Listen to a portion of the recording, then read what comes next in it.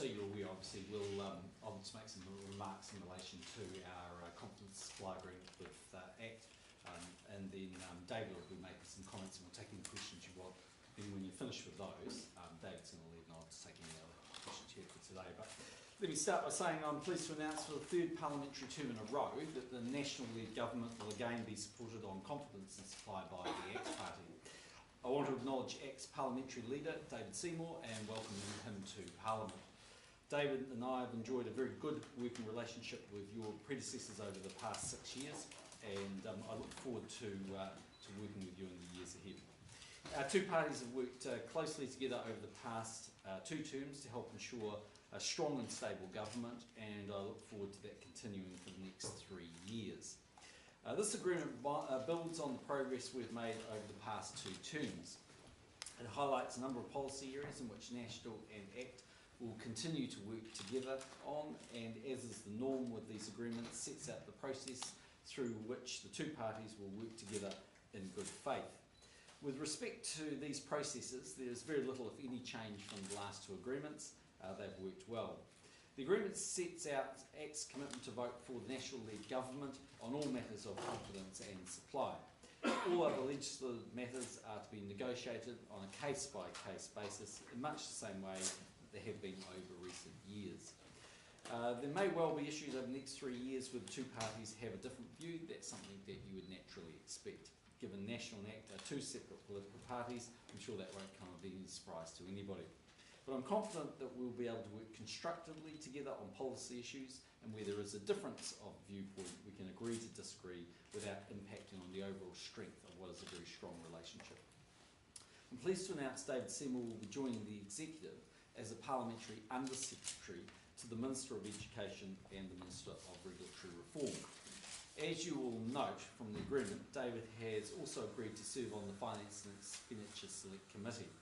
In determining how best David could contribute to the new government, we agreed as a new MP it would be useful for him to gain Select Committee experience. We also agreed it was important for David to be part of the Executive so he's better able to influence policy in areas of particular interest to ACT, such as partnership schools and regulatory reform. As Parliamentary Under-Secretary, David will be able to work closely with the Minister of Education and the Minister of Regulatory Reform in those policy areas. This Parliamentary Under-Secretary position will form part of the 28 slots in the Executive available to me as Prime Minister to allocate, so the overall size of the Executive remains unchanged from the last term of office. Some of you may recall that the last time there was Parliamentary Under-Secretary was in 2005 with Helen Clark. So I'll hand over to David to make some comments to say, then we'll take questions and then we'll go into areas of interest. David.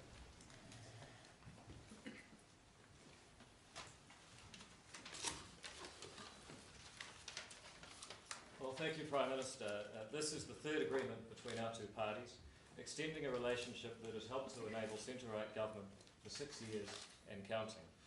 My fellow Epsom voters elected me to conscientiously represent our community's interest here in Wellington.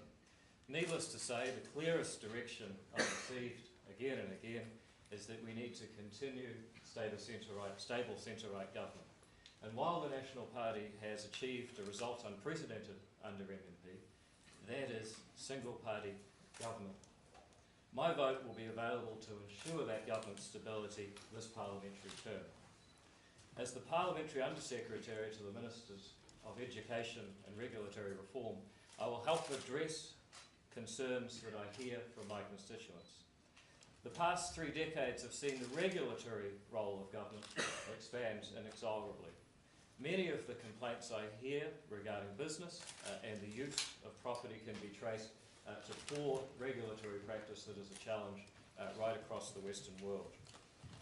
The ACT Party has long championed regulatory reform, with the introduction of the Regulatory Responsibility Bill dating back several terms.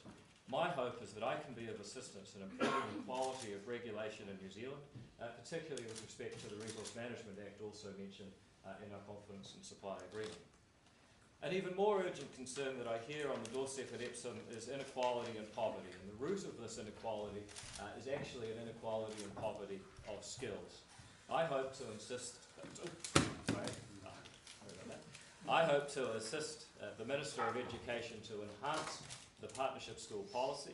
I've worked on this policy in a previous capacity, and it's one which I believe harbours immense potential to create a more equal New Zealand.